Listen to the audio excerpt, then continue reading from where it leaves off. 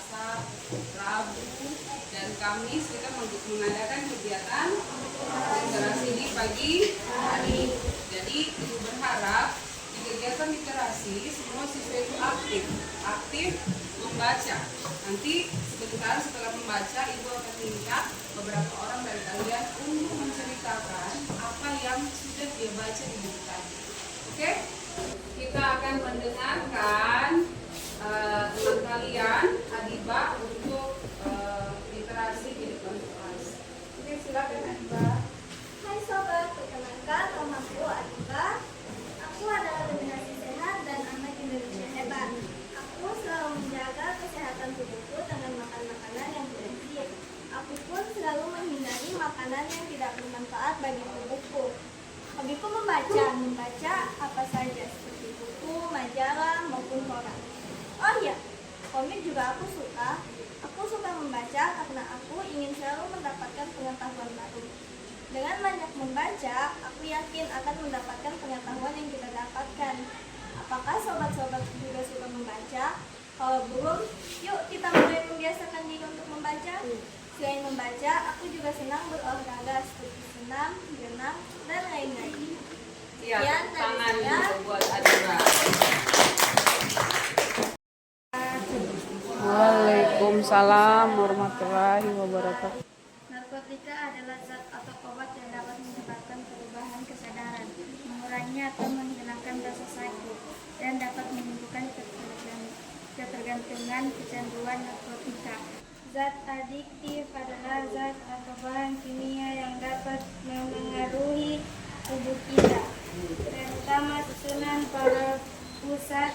Zat adiktif ini dapat juga menyebabkan perubahan aktivitas mental. Sebenarnya pada awalnya narkoba itu digunakan dalam bidang kedokteran, fungsinya untuk membius dan sebagai obat penenang. Tetapi lama-lama akibatnya pemakaian mengalami ketergangguan atau kecanduan sehingga justru membahayakan kesehatan tubuh. Narkoba yang pertama kali didengar adalah bunga opium, kurang lebih tahun 2000 sama di Samarinda. 1806 ditemukan jenis narkoba baru yaitu morfin. Penemuannya adalah seorang dokter dari Westphalia yang bernama Friedrich Wilhelm. Mimpi Yunani yang bernama morfin Digunakan untuk menghilangkan rasa sakit pada luka-luka para tentara. Namun ternyata morfin ini menyebabkan ketagihan pada sebagian tahanan tersebut. Kemudian pada tahun 1974 ditemukan heroin. Penemunya adalah seorang ahli kimia. Dan 90-an, 70-an penyebaran candu dunia berpusat di Myanmar, Thailand, dan Laos. Ketiga daerah ini disebut Golden Trail.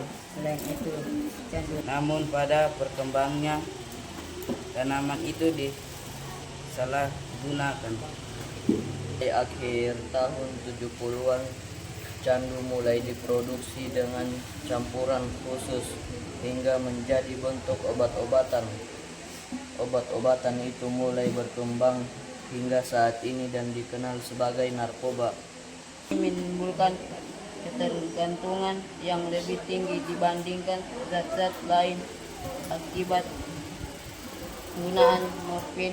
penggunaan morfin antara lain mual, muntah, mulut kering, dan warna muka berubah sulit, buang air besar, berkeringat, mengantuk, penglihatan kabur, dapat menyebabkan pingsan serta jantung berdebar-debar.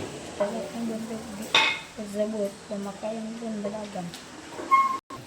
Heroin berasal dari kata herois yang diambil dari bahasa Jerman hero.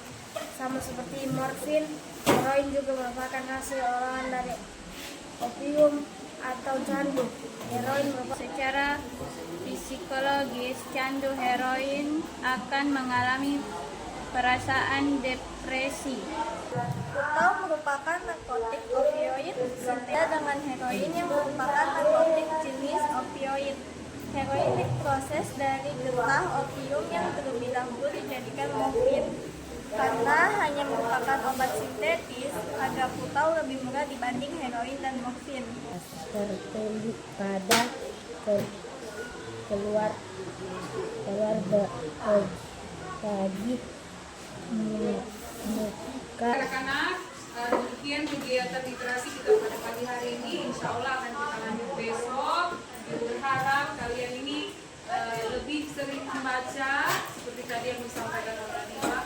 Kita lebih sering membaca, insya Allah kita lebih banyak mendapatkan ilmu pengetahuan dan informasi-informasi lainnya. Terima kasih. Assalamualaikum warahmatullahi wabarakatuh.